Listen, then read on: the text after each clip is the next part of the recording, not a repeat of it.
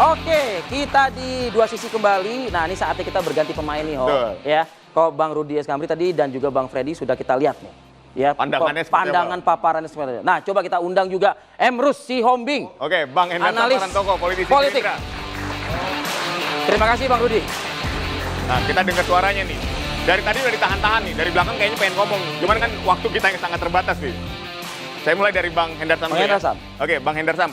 Tadi yang dipermasalahkan adalah masalah kemelekatan, bahwa Hasan Nasbi ini tidak melekat dengan presiden, tidak ikut kemanapun agenda presiden, ya lebih cocok ya sudah Prasetyo Hadi gitu sebagai Menristek. Lebih percaya ke Prasetyo Hadi gitu lah pesannya. Silakan. Ya, program ini harus mencerdaskan. Jadi jangan kita campur adukan dulu. Di setiap pemerintahan mempunyai style dan caranya, nomenklaturnya masing-masing. Kalau dulu di pemerintahan Pak SBY ada 3 juru bicara. Julian Adrian Pasha, ya kan, Andi Malarangeng, dan Dino Patijalal. Itu dibagi, ya, bidang keluar negeri Dino Patijalal, Andi Malarangeng bidang politik dan keamanan, dan lain sebagainya. Tentu dia di tiap pemerintahan termasuk Pak Prabowo juga seperti itu. Ada perbedaan. Jadi kita harus melihat juga, balik lagi kepada perpresnya.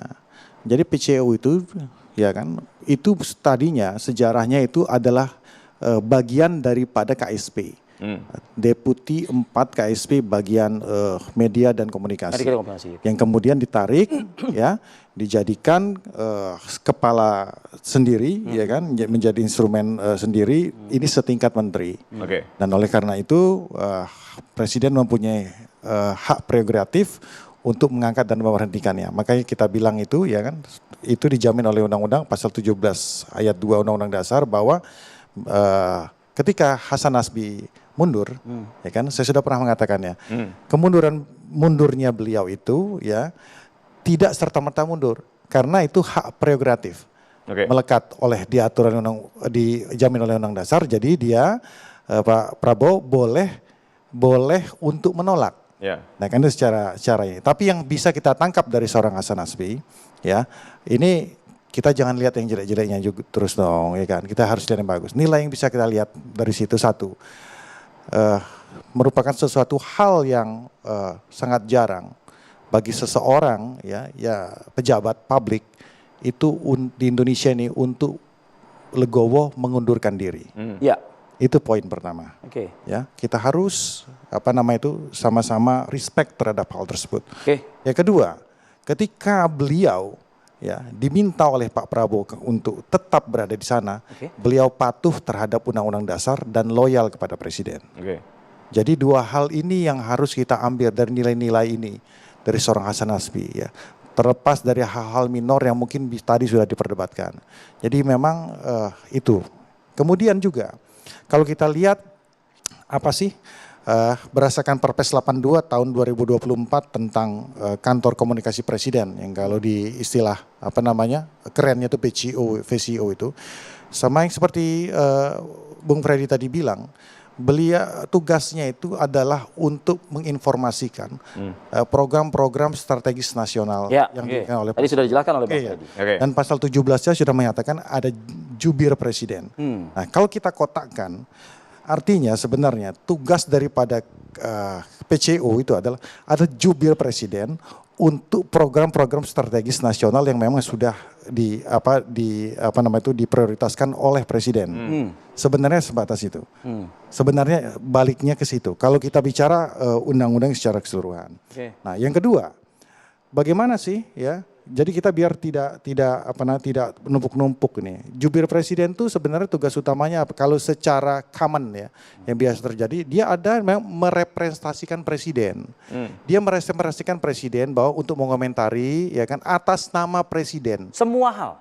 No, enggak juga. Jadi contoh ya, ambil hal kecil. Ya, kayak tadi kan Anda memaparkan kan SBY memiliki 3 yang punya fungsi masing-masing. Nah iya, tapi kan ini eranya berbeda. Ini maksudnya yang saya maksud dengan era Prabowo.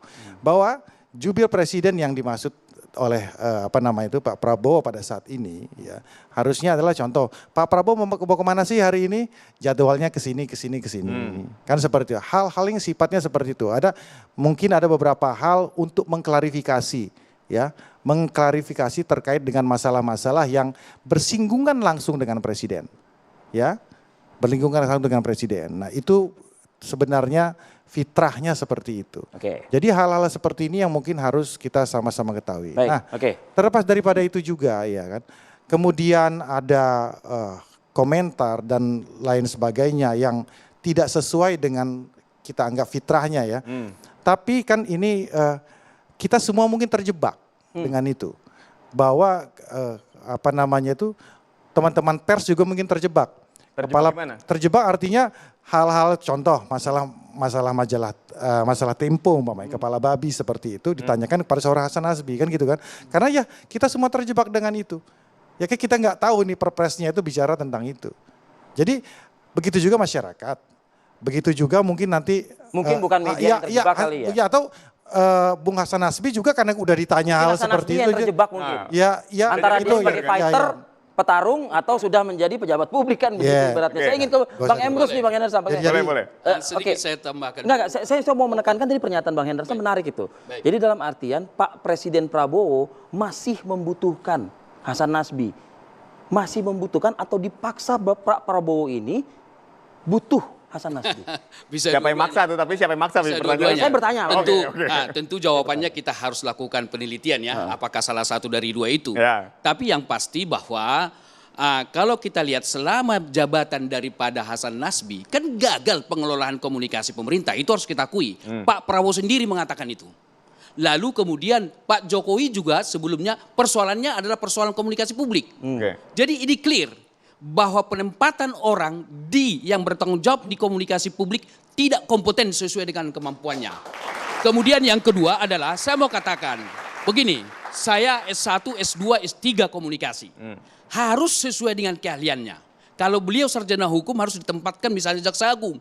Jangan ngurusin komunikasi, beliau nggak ngerti dia. Jadi saya nggak boleh ngomong di sini. Sama halnya dengan misalnya Menteri Keuangan, jangan kasih orang komunikasi. Nah sekarang Hasan Nasbi apa backgroundnya? Karena menurut saya jabatan komunikasi ini jabatan profesional. Boleh pertimbangan politik, tapi jangan lupa pertimbangan profesional. Oleh karena itulah tadi dibahas oleh Pak Freddy tadi dianggap orang lain itu musuh.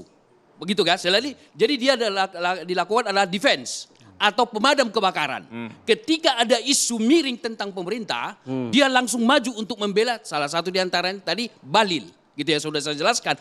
Padahal seorang juru bicara tidak demikian atau pengelola komunikasi. Dia menjadi jembatan bagi Prabowo dan masyarakat ke Pak Prabowo. Bang Emrus, kita nggak usah side back terlalu ke belakang. Jadi tidak yang jelas sudah dipercaya lagi. Nah, oleh karena itulah pertanyaan, pertimbangan politik apa yang dilakukan oleh Prabowo, maka itu masih dipakai dengan gagalnya pengelolaan komunikasi publik sebagaimana dilakukan. Pertimbangan politik apa? Saya tidak tahu. Jadi apa pertimbangan politik Prabowo? Saya terus terang, ini sebagai hipotesis. Boleh jadi nanti setelah dicari orang yang paling tepat profesional di bidang itu, bisa saja bersama-sama menteri lain di reshuffle. Karena kompetensi di bidang komunikasi, saya terus terang mengatakan tidak bisa menarik simpati. Satu lagi saya katakan.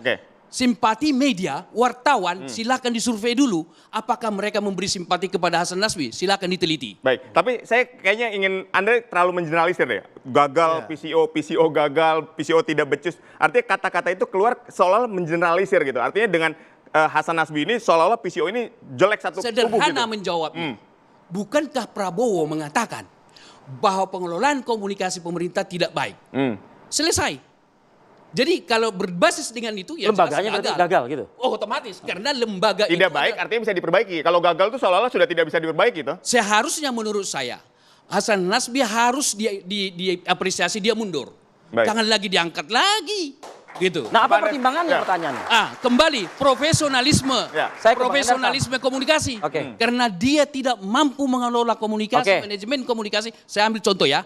Orkestrasi. Sudah terlalu banyak contoh tadi, Bang. Sedikit aja. Orkestrasi komunikasi tidak berlangsung. Misalnya satu, mampukah dia mengelola komunikasi, sumber daya komunikasi yang ada di pemerintahan, humas-humas yang ada di kementerian tidak dikelola itu? Apa pertimbangan Pak Prabowo nih? Banyak banget nih harus ditanggapi. Satu-satu aja dulu. Jadi satu Bang Emrus kayaknya belum tahu belum baca perpresnya dulu, ya kan? Perpres tentang hal tersebut, bahwa memang ada benarnya yang dikatakan oleh beliau bahwa memang tugas pokok dari dia adalah mendeliver program-program strategis pemerintah, presiden, ya kan? Hingga dia dituju jubir untuk masalah tersebut. Nah, kalau kita bicara nanti disambungkan lagi dengan masalah persepsi, ya, persepsi suka atau tidak suka, ini memang beliau karena ini kan sebenarnya, ini kan seperti saya jelaskan tadi, ini kan tugas KSP yang ditarik ke sini. Jadi memang dia tidak harus melekat.